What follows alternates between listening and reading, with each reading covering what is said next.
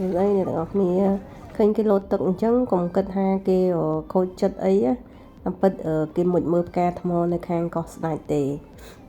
នេះគឺជាblog ទៅខាងកោះស្ដេចហើយនៅក្នុងនោះវាមានតួអង្គច្រើនតិចហើយដោយសារតែទៅ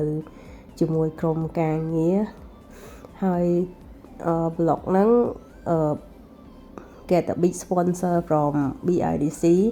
ហើយ thank for management ដែលបានផ្ដល់ឱកាសឲ្យពួកយើងធ្វើដំណើរកំសាន្តរួមគ្នាហើយ trip ហ្នឹង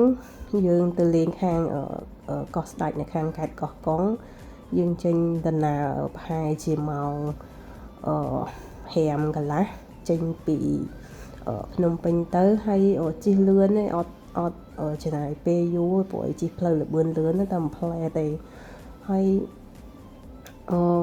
នេះជិះតាមផ្លែហ្នឹងព្រោះអីយើងនិយាយគ្នាតាមឡានណែនាំខ្លួនហើយយើងនាំគ្នាច្រៀងអីចឹងទៅមកផ្លែដល់បាត់នេះដល់ផែខាងឆ្លងទៅខាងកោះស្ដេចហ្នឹងហើយឆ្លងហើយជាមិនដល់10នាទីព្រោះអីជីអបលឿនដែរនេះស្អាតណាស់ទឹកនៅខាងនោះស្អាតខ្លាំងខ្ញុំទៅដល់ណាខ្ញុំនៅតែស្រឡាញ់សមុទ្រនៅស្រុកខ្មែរព្រោះទឹកវាស្អាត very ស្អាតហ្មងហើយសួរខ្ញុំថាសុបាយអត់បាច់សួរទេគ្រាន់តែស្ដាប់សំឡេងខ្ញុំដឹងហើយថាដំណើរកំសាន្តហ្នឹងខ្ញុំត្រូវសុបាយឡើងស្អកពេញនឹងទាំងអស់ហើយយើងគេងនៅកោះស្ដេច resort ហើយអានេះគឺផែខាង resort អភិជនណាតែអានេះសម្រាប់តែគេមានបាត់ចិត្តហើយឯណាតែយើងទៅគេងខាងក្រោយនេះនៅ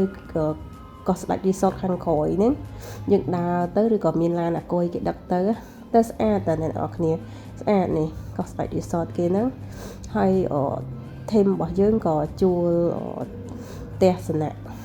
sorry កតុកគេងនៅតាមមាត់សមុទ្រហ្នឹងស្អាតខ្លាំងហើយ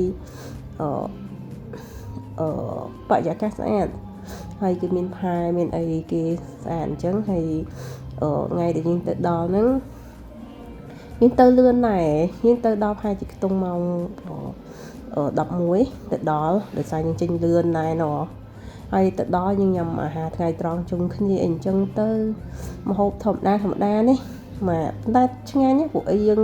ទៅជាមួយមនុស្សដែលយើងចូលចិត្តអញ្ចឹងណាហើយបន្ទាប់ពីញ៉ាំបាយហើយយើងនាំគ្នាជិះទូកទៅស្ទួចត្រីហើយទៅជិះចេកអូយសប្បាយហើយអូយទឹកសមុទ្រស្អាតមែនតែអន់ចិត្តទាំងមួយសំរាមវាអណ្ដែតនៅលើហ្នឹងឃើញផ្លាស្ទិកឃើញអីមានអារម្មណ៍ថាស្ដាយរបស់ខ្លួនឯងដែលស្អាតហើយយើងអត់ជួយថែហើយនេះមកដល់លើទូកហើយមិនជេមការស្ទូចត្រីហ្នឹងគ្រាន់តែជាលេសមើលនេះរបស់ញ៉ាំគ្រឿងម្ជូរគ្រឿងអីនេះហើយគ្រឿងខ្លះសេនោះគេឈៀលគ្នាសិនហើយឈៀលហើយបានគេញ៉ាំម្ជូរញ៉ាំអីអញ្ចឹងទៅតបានត្រីណាអ្នកទាំងអស់គ្នាឈៀលហើយបានទៅស្ទូចត្រីតែស្ទូចត្រីឯងប៉ុន្តែអាំងសិតតែបកាហើយនឹងមឹកអត់យល់ទៅនេះណយគេបិទសុបាយតែអ្នកនរគ្នាប៉ុន្តែនិយាយតាមត្រង់ទៅស្ទួយមានបានមួយទេមកទុកនឹងនេះចាំមើលប្រុសស្អាតនេះឡើងលយគ្រាន់តែកវីដងសន្ទួយទៅកវីអាខ្សែនុយហ្នឹងទៅក៏សង្ហាដែរកូនអ្នកកោះនេះឡើងសឹកខ្ជូតហើយមើលគេបោះសន្ទួយទៅឡើង look very handsome ហ្មង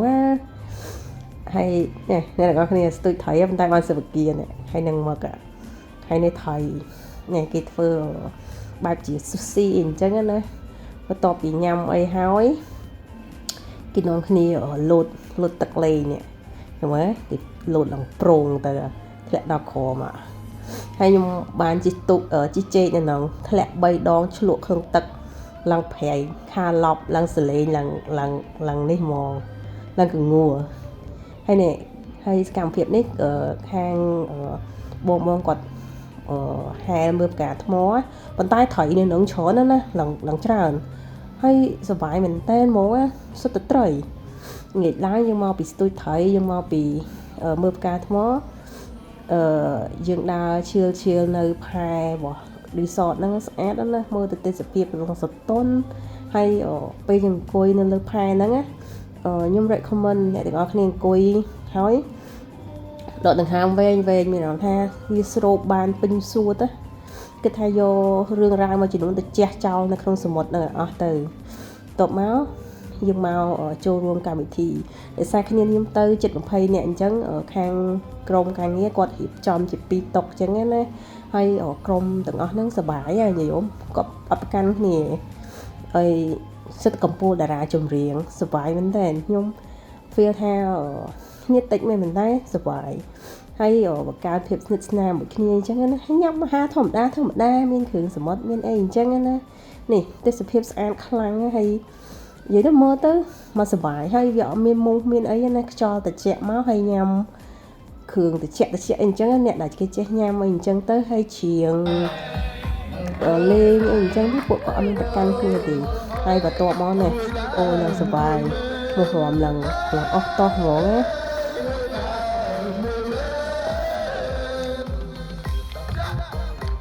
កម្មវិធីពេលយប់ហ្នឹងចប់រៀងលឿនដែរអ្នកនរគ្នា